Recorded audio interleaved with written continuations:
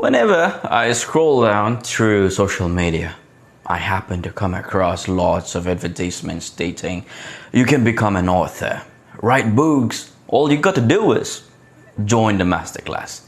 And the most interesting part is the masterclass is worth $2,999, but it will be for free for the first 20 members who registers first. So I realized there are so many enthusiasts who would want to become an author and publish their own book. Hence, I reached out to an author to understand the ups and downs, the challenges an author would face, from thoughts to put in words, from editorial to publishing house to releasing paperback, and so on. This is just a brief about this author. I shall pack with all the attributes and necessities one has to fulfill and requires to be an author and release your own book on my upcoming video. Sambit Daspatnaik. For Sambit, science fiction has been his favorite genre since childhood. He has been writing since a young age.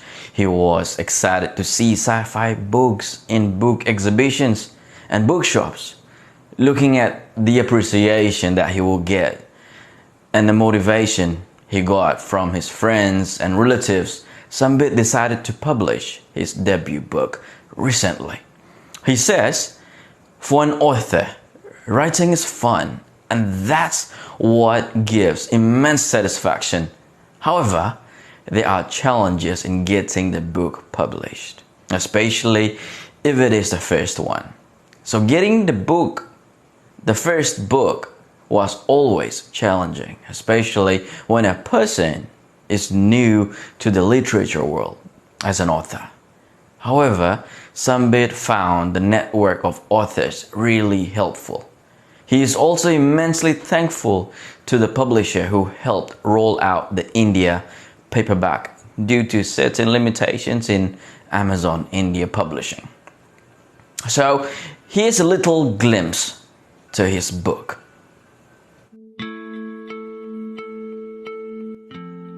Hello everyone. Here is a mesmerizing sci-fi anthology with a refreshing new thought process. A book that explores interesting stories in space and time.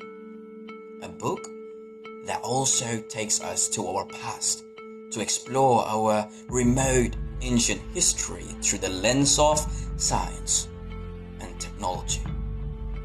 So, let me take you into this fantastic journey through space and time. Now, let me first take you to a very futuristic scenario where our sun in the solar system is on the verge of dying. How will the advanced human beings of the future deal with it? Will they find an answer to revive the sun? Would they have solved other problems of lifespan, habitation in Moon and Mars? And what kind of a mammoth machine would be needed to resurrect the sun? Does that look like similar to the concept of the Dyson sphere speculated by NASA, being used by aliens to absorb energy and fuel from stars that are light years away? Would a similar approach help resurrect our dying sun? The author deals with such a scenario in our very own solar system in the story Resurrection. Let's now look at the space through the eyes of Anna. She was looking out of the window while standing at the common hull of a space patrolling ship. But wait, she could not see the normal colorful view of the outside space.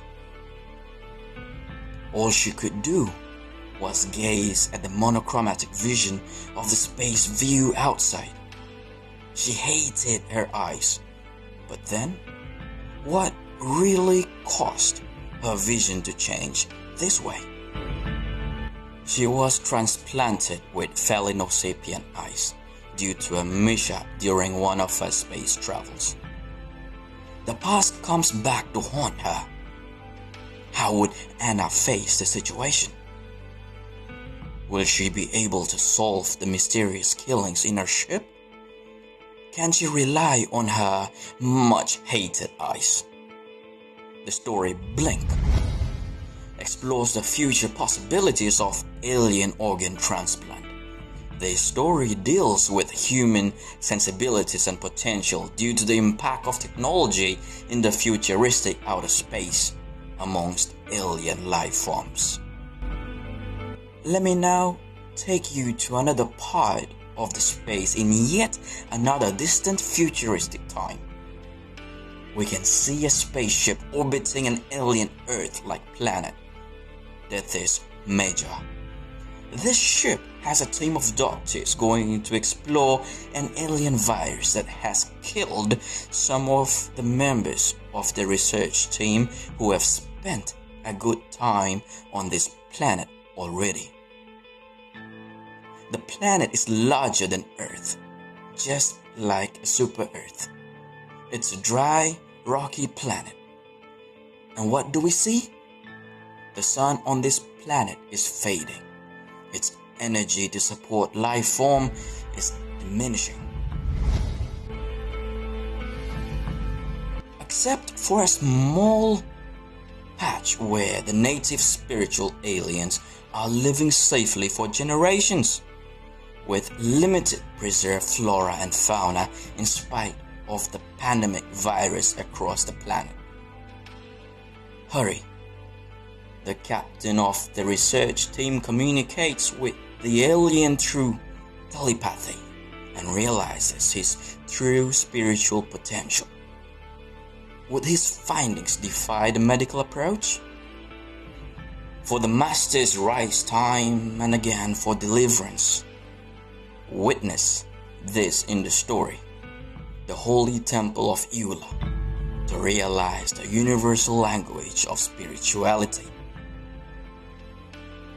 And what do we see here? Thousands of light years away, Janaki and Arnold travel to a remote planet in an extremely hazardous climate to find out what they call it as the sphere.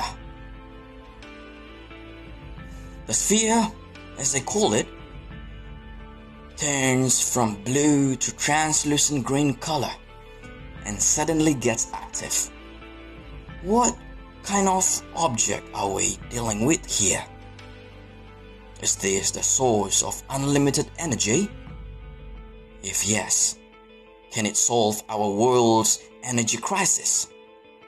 But then, are we familiar with the Genesis? From future space travel, now let us come back to our own planet Earth 4,000 years ago, in the year 2080 BC. It was centuries since the Mahabharata war was fought. The generations after the Pandavas were coming out of the Dark Age and setting up kingdoms for prosperity and progress. Little did they know that the war fought by their great ancestors was not the last. They faced a mammoth invasion by the Gandharvas. The high walls of the prosperous Haryapa city were being defended by the brave warriors led by Princess Charulata. But was it enough to prevent the onslaught of the Gandharvas? Strange powers were witnessed by the defending warriors at Haryapa. They were the secret Mayavis. Agrasena, the head of the army from the land of Bharat, ancient India, had to travel to the ancient land of South America, referred in our scriptures as the Patalo, to the land of Mayans, to learn the secrets that were lost during the Dark Age. would this invasion in the ancient land of the Bharata invoke the wrath of the sky gods? And would they come in their ancient spaceships and use the much debated nuclear warheads? For we know today that since thousands of years, no cities could be built again over the ruins of Mohenjo and Harappa.